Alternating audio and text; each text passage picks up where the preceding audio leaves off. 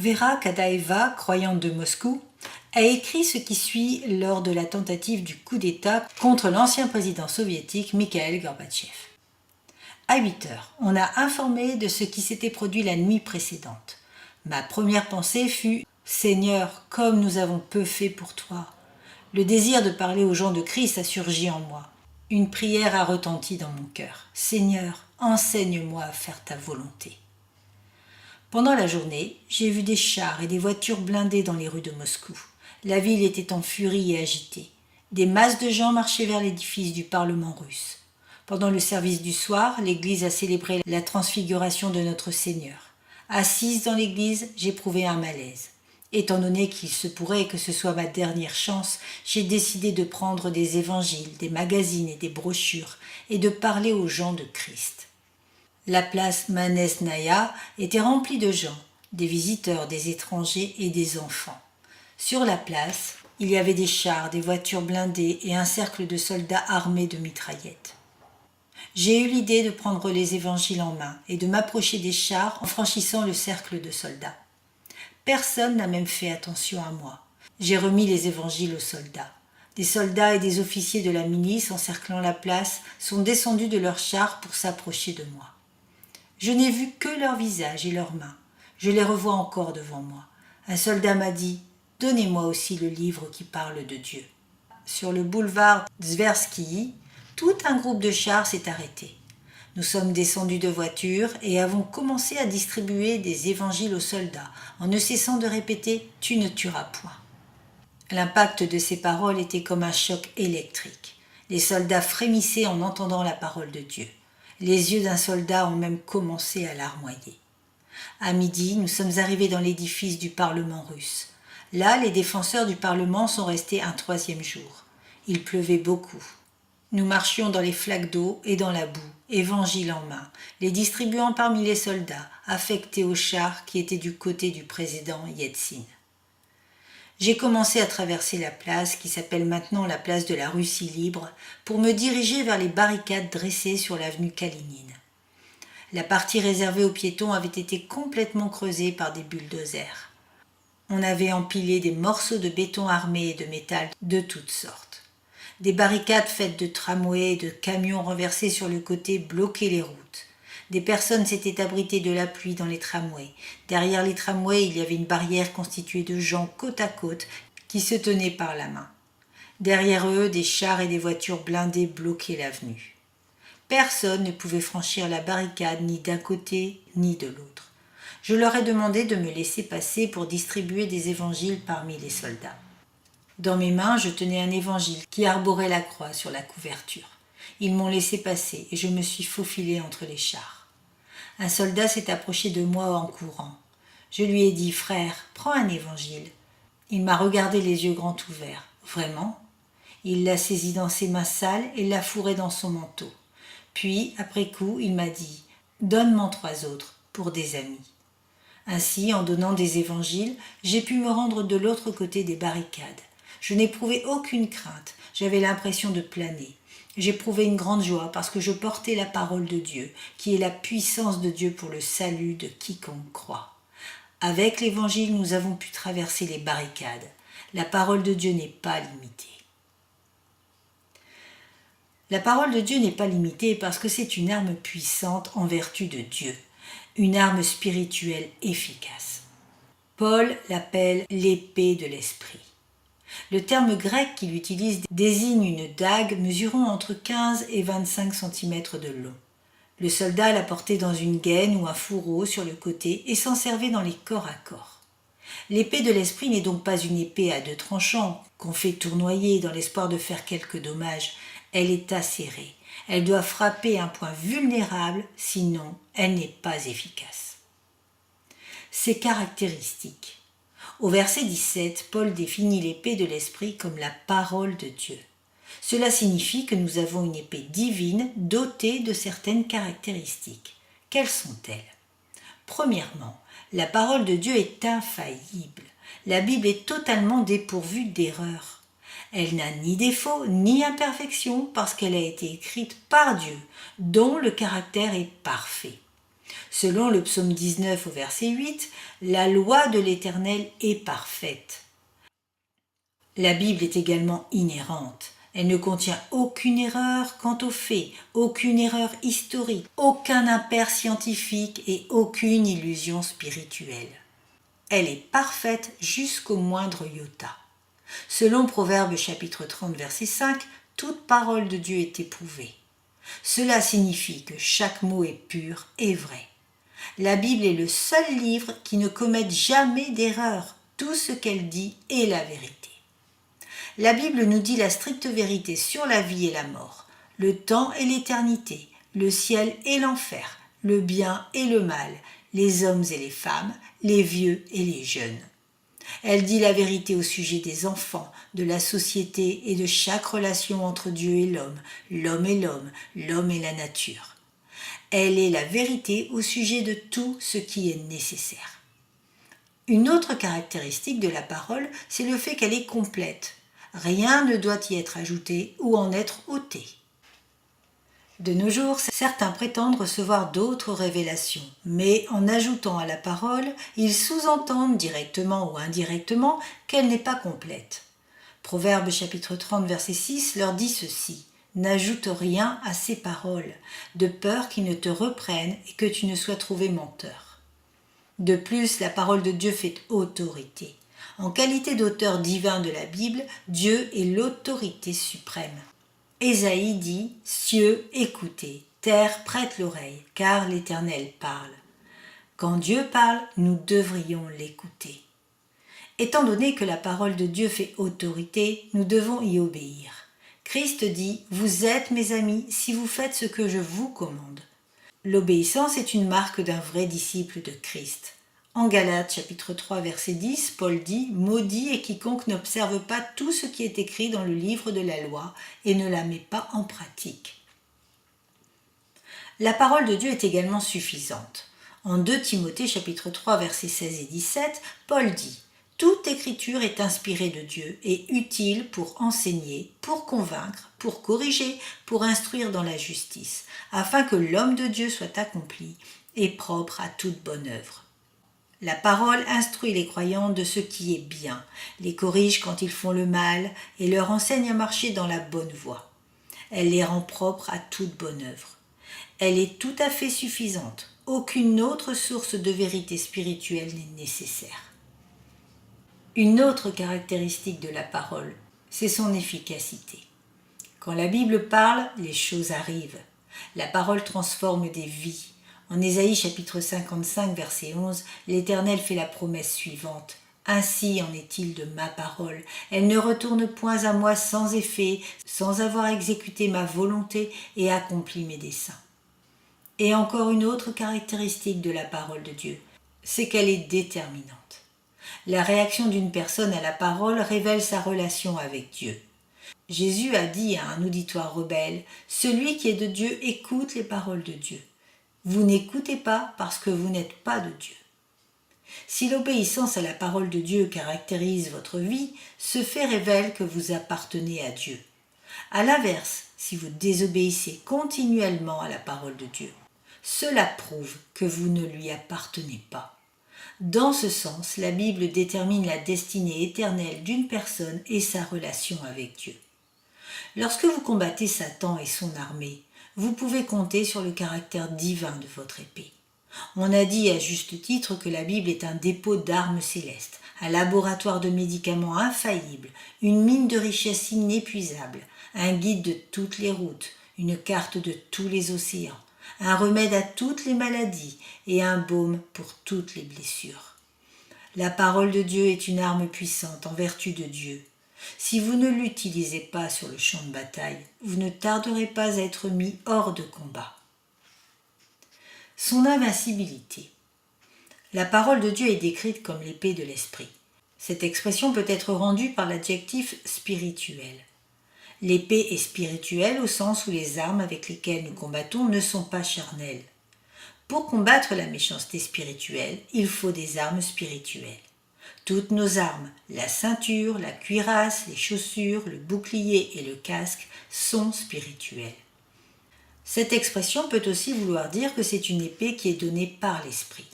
Cela indique d'où provient l'épée. En réunissant les deux pensées, on obtient l'idée que notre épée est spirituelle parce qu'elle nous est donnée par le Saint-Esprit. Cela fait de la parole de Dieu une arme unique, car elle n'a pas été forgée sur des enclumes humaines ni trempée dans des feux de forge terrestres. Elle est plutôt d'origine divine, en sorte que rien ne peut la vaincre. Toute épée terrestre est insignifiante à côté de l'invincible parole de Dieu maniée par un saint juste et bien avisé. Quand vous devenez chrétien, vous recevez l'épée qui est la Bible.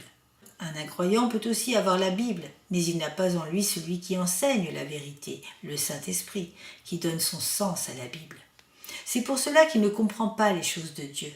Christ dit « Mais le Consolateur, l'Esprit Saint, que le Père enverra en mon nom, vous enseignera toutes choses et vous rappellera tout ce que je vous ai dit. » L'Esprit de Dieu qui demeure dans le croyant illumine son entendement par les enseignements de la Bible. Quand vous brandissez votre épée avec discernement, des gens sont sauvés. C'est la puissance de Dieu pour le salut de quiconque croit. Dieu utilise sa parole pour ouvrir une voie dans le royaume de Satan et libérer les perdus du royaume des ténèbres. Selon Hébreux chapitre 4 verset 12, la parole juge les sentiments et les pensées du cœur. Quand vous présentez la parole aux autres, le jugement de Dieu s'applique à leur vie. La parole ouvre le cœur des hommes, passant au crible l'évidence et leur montrant leurs péchés et leur culpabilité devant Dieu. La parole de Dieu remplace l'erreur par la vérité, la tristesse par la joie, les ténèbres par la lumière et la stagnation par la croissance. Pas étonnant que David ait écrit « La loi de l'Éternel est parfaite, elle restaure l'âme. Le témoignage de l'Éternel est véritable, il rend sage l'ignorant. Les ordonnances de l'Éternel sont droites, elles réjouissent le cœur. Les commandements de l'Éternel sont purs, ils éclairent les yeux.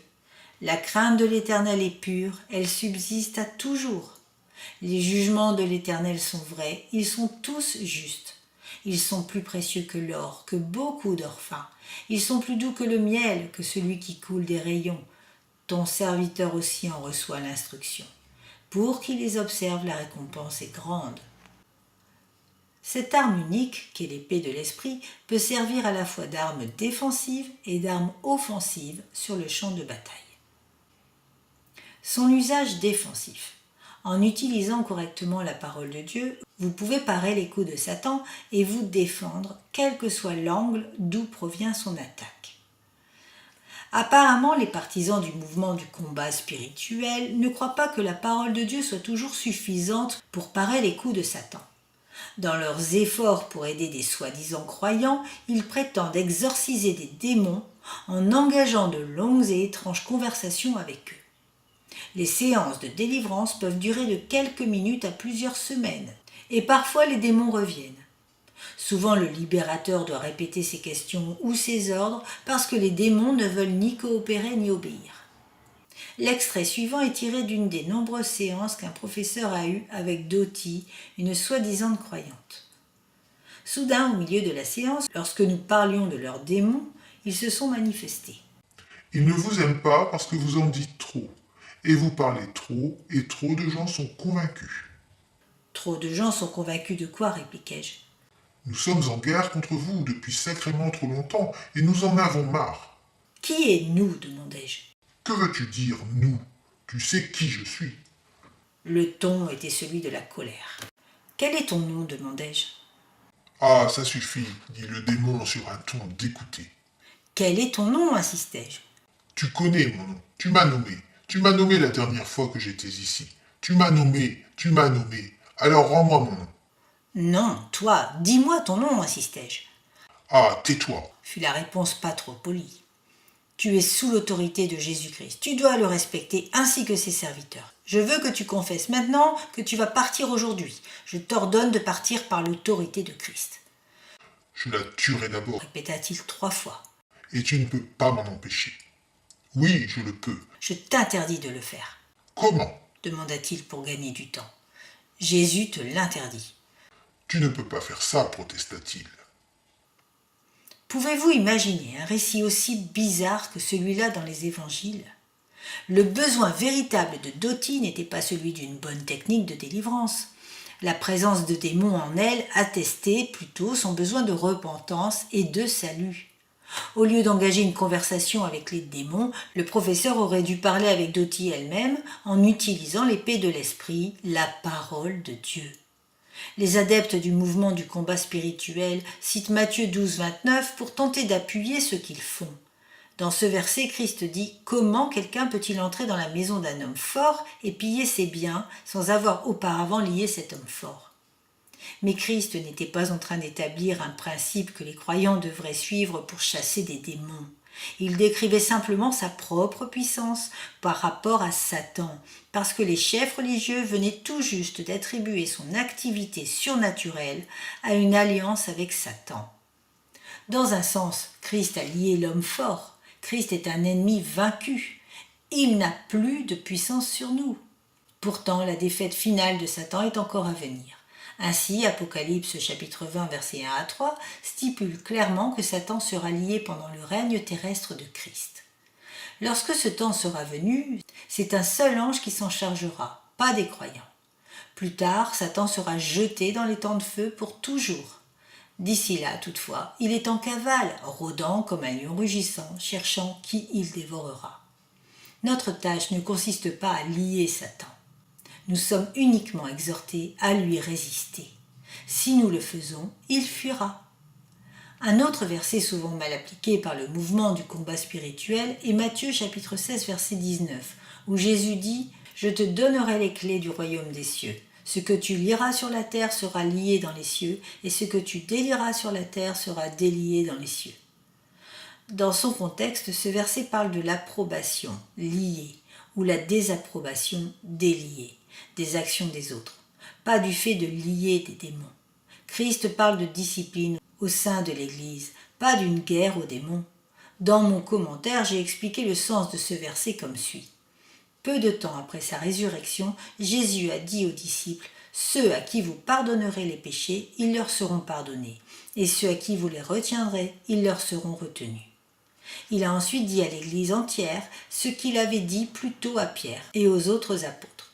« Je vous le dis en vérité, tout ce que vous lierez sur la terre sera lié dans le ciel, et tout ce que vous délierez sur la terre sera délié dans le ciel. » Autrement dit, un corps de croyants dûment constitué a le droit de dire à un frère non repentant qu'il ne se conforme pas à la parole de Dieu et qu'il n'a pas droit de communion avec le peuple de Dieu.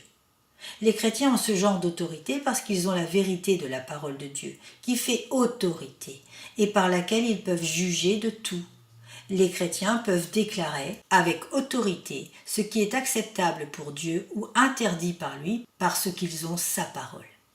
Les chrétiens ne déterminent pas ce qui est bien et mal, pardonné et non pardonné.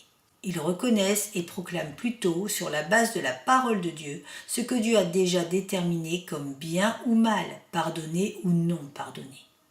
Quand ils jugent en s'appuyant sur la parole de Dieu, ils peuvent être certains que leur jugement correspond au jugement du ciel. Le bon exemple. La façon dont Christ traitait avec Satan et ses serviteurs était bien loin des techniques étranges qu'utilise le mouvement du combat spirituel. Quand Satan s'en est pris à lui avec 3 tentations extrêmes, Christ n'a pas engagé un long dialogue. Il n'a pas non plus condamné ou lié le diable. Il a réagi en utilisant l'épée de l'esprit. Dans la première tentation, Satan disait en fait à Christ « Change les pierres en pain. N'attends pas que Dieu pourvoie à tes besoins. Prends l'initiative et saisis ce que tu veux. » Christ a répondu en citant Deutéronome chapitre 8 verset 3 qui se rapportait exactement à cette tentation.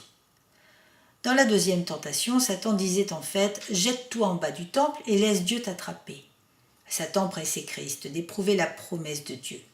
Christ apparaît ce coup avec une très grande précision en citant Deutéronome chapitre 6 verset 16. Satan a tenté Christ une 3e fois en lui offrant tout de suite ce qu'il allait obtenir plus tard après avoir souffert sur la croix. Encore une fois, Christ a répondu en utilisant l'écriture avec précision. Quand Christ a résisté à Satan en utilisant la parole de Dieu, que s'est-il produit? Le diable s'est éloigné de lui. Que pouvons-nous apprendre de l'exemple de Christ? que nous devons appliquer avec précision la parole de Dieu à des tentations précises. Utiliser l'épée de l'esprit, c'est bien plus que simplement posséder une Bible. C'est connaître le principe biblique précis qui s'applique à une tentation précise. Permettez-moi d'illustrer. Paul dit « Ainsi la foi vient de ce que l'on entend, et ce qu'on entend vient de la parole de Christ. » Ici, le terme traduit par « parole » est le même que celui qui est utilisé en Éphésiens chapitre 6 verset 17. Il parle d'une citation précise de l'Écriture, pas de l'Écriture tout entière.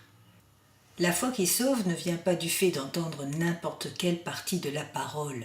La foi vient du fait d'entendre des vérités précises sur la vie, la mort, l'ensevelissement et la résurrection de Christ.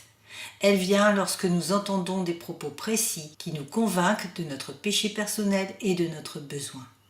De même, quand Satan vous attaque avec une tentation ou un faux enseignement, vous devez répondre avec des versets qui s'appliquent précisément à ce qu'il utilise pour vous troubler. Il ne sert à rien de brandir une Bible devant lui. Utilisez l'épée comme un instrument de précision. Par exemple, si je suis tenté d'être découragé, je pense à des versets qui se rapportent à ce problème. Un jour, un homme m'a demandé « Quel verset biblique utilise-t-on quand on devient triste ?» Quel verset biblique utilise-t-on quand on veut renouveler son engagement ? Il posait les bonnes questions. Par ailleurs, vous pourriez posséder un entrepôt de Bibles et ne pas avoir l'épée de l'esprit. Il y a des chrétiens qui fréquentent des églises et des études bibliques depuis des années, mais qui ne connaissent pas les principes pour contrer l'attaque la plus simple. Satan va trouver un domaine pour lequel vous ne connaissez pas les principes bibliques, et c'est là qu'il va lancer son attaque. La seule façon dont vous connaîtrez la victoire dans la vie chrétienne, c'est en étudiant chaque jour les principes de la parole de Dieu. Ainsi, vous serez prêt à les appliquer quand le monde, la chair et le diable décideront d'attaquer. Cela veut dire que vous devez saturer votre esprit de la parole de Dieu. La raison pour laquelle tant de chrétiens succombent à la tentation, c'est qu'ils ignorent ce que l'Écriture dit au sujet de ce qui les trouble. Ils ne sont pas préparés à utiliser l'épée correctement. C'est tragique d'être chrétien depuis longtemps et de ne pas savoir utiliser l'épée correctement. Vous pourriez dire « j'ai essayé, mais je ne comprends pas ». Pourtant, aucun croyant ne peut plaider l'ignorance. Dieu nous a donné non seulement sa parole, mais aussi l'enseignement de la vérité qui demeure en nous. Et si nous nous soumettons à ces enseignements, il illuminera notre entendement. Où en êtes-vous ? Savez-vous utiliser la parole de Dieu comme une arme défensive ? La parole de Dieu est efficace si elle est utilisée de la bonne manière. Son usage offensif. La puissance de la parole de Dieu. Je suis content que la parole de Dieu ait à la fois des caractéristiques offensives et défensives, parce que je n'aimerais pas être constamment sur la défensive sur le champ de bataille. J'aime utiliser l'épée pour me frayer un chemin au travers du royaume de Satan. Chaque fois que j'annonce l'évangile à un incroyant, je m'imagine en train de faire une percée dans l'empire de Satan. Chaque fois que quelqu'un est racheté, c'est comme si une voie était ouverte dans son royaume ténébreux. J'aime avoir des occasions de présenter la parole de Dieu parce qu'elle attaque le système de Satan. Vous rendez-vous compte que quand vous enseignez la parole de Dieu à vos enfants, que vous en parlez à vos amis ou que vous la présentez à d'autres étudiants, vous vous frayez un chemin dans le royaume de Satan ? C'est parce que la parole de Dieu est la puissance de Dieu pour le salut de quiconque croit. Tragiquement, un grand nombre d'adeptes du mouvement du combat spirituel ne mettent plus l'accent sur la parole de Dieu, mais plutôt sur des miracles et des prodiges. Ils finissent par discréditer la puissance de l'Écriture. Voici ce qu'un pasteur a dit. Après avoir accepté le fait que tous les dons spirituels sont pour aujourd'hui, j'ai trouvé une clé pour une évangélisation efficace. Allier la proclamation à la démonstration de l'Évangile. Il y a une puissance et une efficacité extraordinaires dans ce genre d'évangélisation. Et c'est la raison pour laquelle je l'appelle l'évangélisation de puissance. Dans un autre livre, il a écrit « En acceptant le surnaturel comme une partie naturelle de la vie du royaume, nous affrontons consciemment le royaume de Satan chaque jour. C'est alors que nous devons user de l'autorité de Christ telle qu'elle est donnée dans le grand mandat pour guérir les maladies et chasser les démons pour démontrer le règne de Dieu. Ces combats portent le nom d'affrontements de puissance, affrontements entre le royaume de Dieu et le royaume de Satan. Ils peuvent se produire dans bien des circonstances, l'expulsion de démons étant la forme la plus spectaculaire, bien que les affrontements de puissance soient loin de se limiter aux démoniaques. Lorsque des incroyants vivent un tel affrontement ou en sont témoins, ils passent à un autre niveau de conscience en prenant une décision pour Christ. Car Christ est présent et ils le savent. Les affrontements de puissance sont des portes qui donnent sur le royaume de Dieu. Dans le but de trouver un appui biblique à l'évangélisation de puissance, ses défenseurs citent Marc chapitre 16 versets 14 à 18. Enfin, Christ apparut aux 11 pendant qu'ils étaient à table et il leur reprocha leur incrédulité et la dureté de leur cœur parce qu'ils n'avaient pas cru ceux qui l'avaient vu ressusciter. Puis il leur dit, « Allez par tout le monde et prêchez la bonne nouvelle à toute la création. Celui qui croira et qui sera baptisé sera sauvé, mais celui qui ne croira pas sera condamné. Voici les miracles qui accompagneront ceux qui auront cru. En mon nom, ils chasseront les démons, ils parleront de nouvelles langues, ils saisiront des serpents. S'ils boivent quelque breuvage mortel, il ne leur fera point de mal. Ils imposeront les mains aux malades et les malades seront guéris. » Mais ce passage n'appuie pas l'évangélisation de puissance. Comme nous l'avons souligné, les signes et les prodiges étaient des lettres de créance uniques aux apôtres et à leur message de l'Évangile. Dans leur livre intitulé The Charismatic Phenomenon, Peter Masters et John Whitcomb ont écrit « Ces paroles étaient explicitement adressées aux 11 et par conséquent aucun croyant d'aujourd'hui n'a à perdre son assurance parce qu'il ne peut guérir les malades, triompher de serpents venimeux ou survivre à des poisons mortels. » Croire que les signes et les prodiges sont la clé de l'évangélisation, c'est ignorer l'œuvre régénératrice du Saint-Esprit. Comme l'a fait remarquer Ken Sarles, le vrai miracle dans la conversion, ce n'est pas la persuasion de l'esprit par des preuves spectaculaires, mais la réorientation de l'esprit par les preuves bibliques qui existent déjà. Cette réorientation de la perspective est une œuvre surnaturelle que le Saint-Esprit est le seul à accomplir dans la régénération. Ce qui est requis, ce ne sont pas de nouvelles choses à venir, signes et prodiges, mais de nouveaux yeux pour voir la régénération, ce qui est déjà là, le témoignage de l'Écriture. Les adeptes des signes et des prodiges des temps modernes ne reconnaissent pas la raison d'être des miracles dans l'Église primitive. Le don d'opérer des miracles était inextricablement lié au ministère des apôtres. Or, nous savons qu'il n'y a pas d'apôtres aujourd'hui, parce que l'Écriture affirme que pour être apôtre, il fallait être un témoin oculaire du Christ ressuscité, et avoir reçu personnellement la vérité divine de Christ. Qui peut avoir de telles prétentions aujourd'hui ? Qui a vu le Seigneur en chair et a été enseigné par lui ? Voici un commentaire de Charles Hodge. Les signes d'un apôtre étaient l'insigne de l'apostolat, ces choses qui, par désignation divine, constituaient la preuve d'une mission confiée par Dieu. Quand ces signes étaient présents, tous ceux qui en étaient témoins avaient l'obligation de reconnaître l'autorité de ceux qui portaient ces insignes.